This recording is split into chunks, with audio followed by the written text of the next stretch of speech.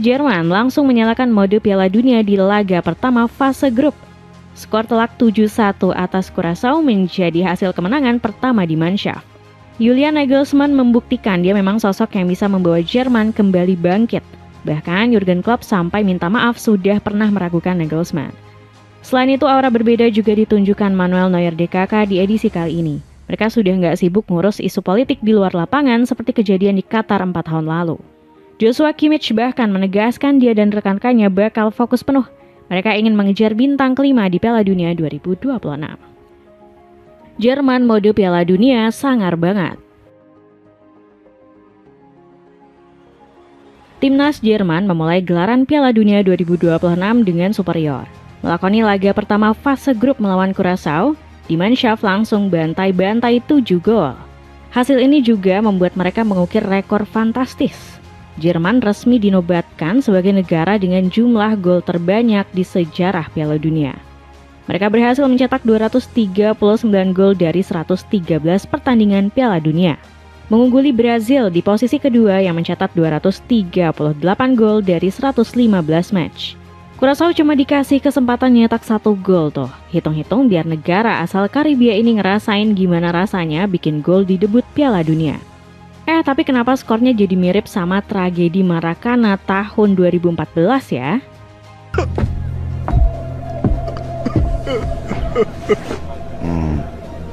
First time.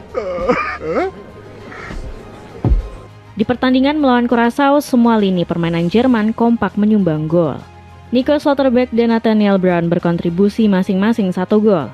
Sementara dari lini tengah ada Felix Mnecha dan Jamal Musiala yang menuliskan nama mereka di papan skor. Penyerang-penyerang di Mannschaft juga nggak mau ketinggalan.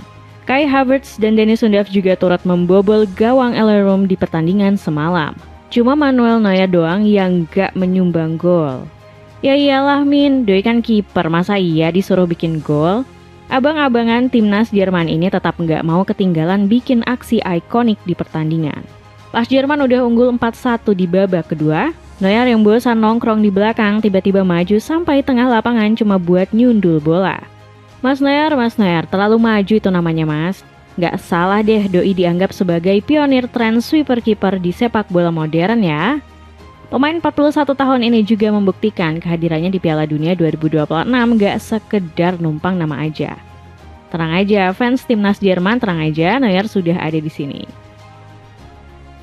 Tenang saja Pak Prabowo. Tenang saja Pak. Saya sudah ada di sini. Debut taktik Julian Nagelsmann di Piala Dunia 2026 dibuka dengan hasil sempurna. Anak asuhnya unggul segalanya di pertandingan melawan Curaçao.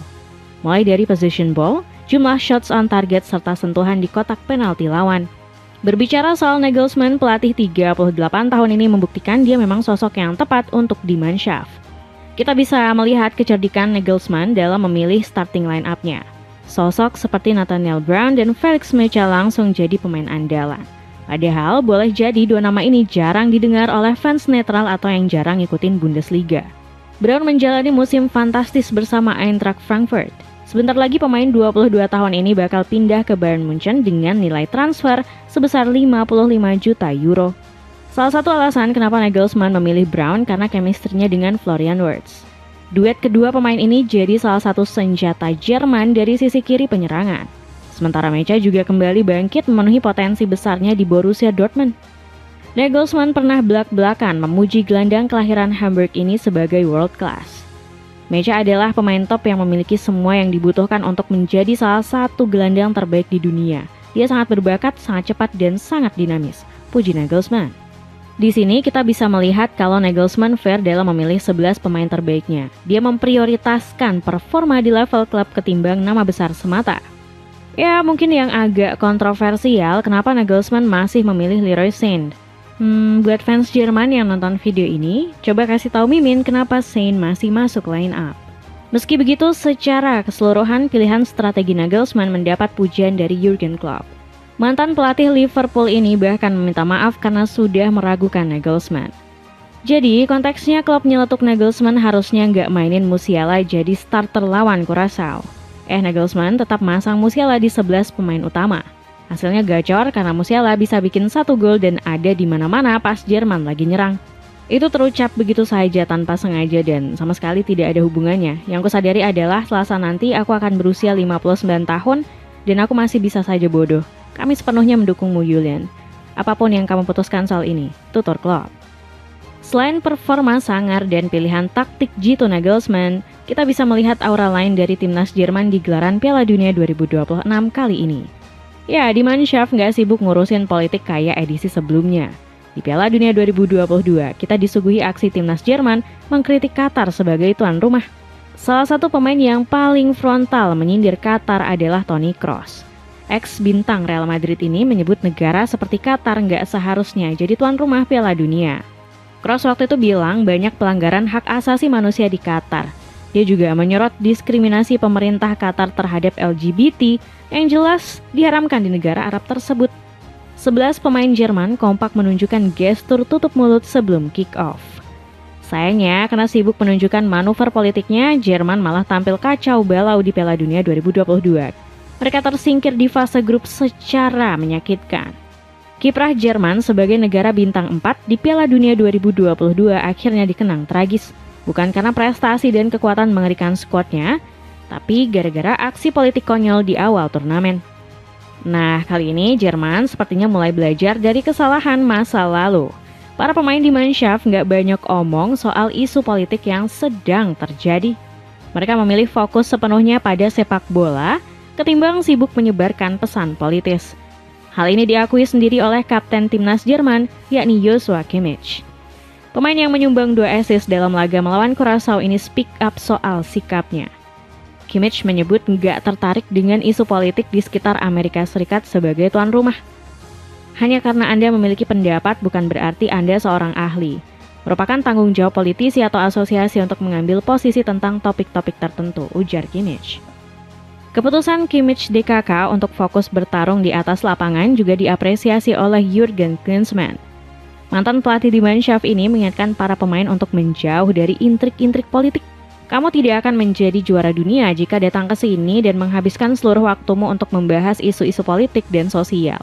Saya harap mereka belajar dari edisi sebelumnya di Qatar, kata Klinsmann. Dapatkan jaket bomber hangat super tebal dengan desain kece seharga 100 ribuan aja, cek linknya di bawah ini. Ambisi besar mengejar bintang kelima. Piala Dunia 2026 bakal jadi pertarungan timnas Jerman untuk meraih bintang kelima.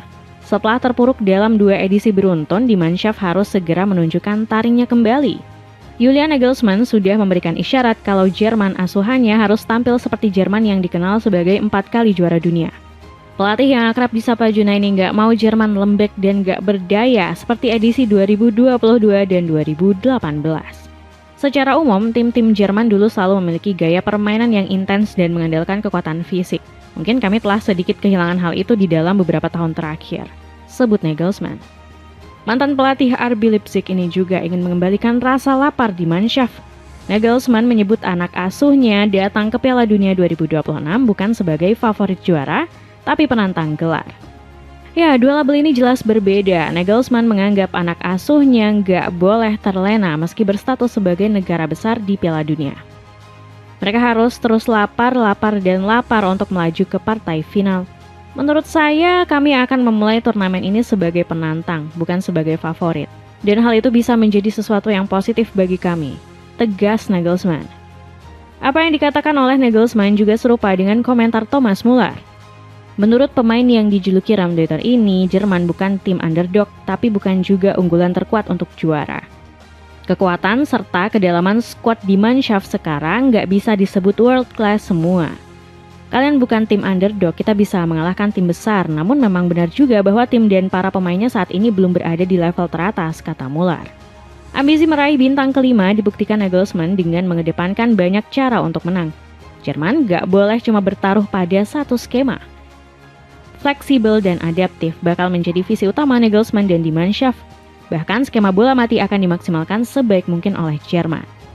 Sepak bola modern telah berevolusi menjadikan set piece sebagai kartu as untuk mencetak gol. Kami memperkirakan bahwa situasi bola mati akan memainkan peran yang lebih besar di Piala Dunia ini. Kondisi cuaca ekstrim di pertandingan membuat situasi tendangan bebas bisa menjadi pemecah kebuntuan, tutur Nagelsmann. Dapatkan sepatu bola dari Chelsea yang bisa ningkatin performa dan kegantengan kamu di atas lapangan. Cek linknya di bawah ini. Jadi gimana para fans timnas Jerman? Optimis negara favorit kalian bisa juara Piala Dunia 2026? Seberapa percaya diri kalian dengan peluang di Mannschaft? Tulis di kolom komentar di bawah ya.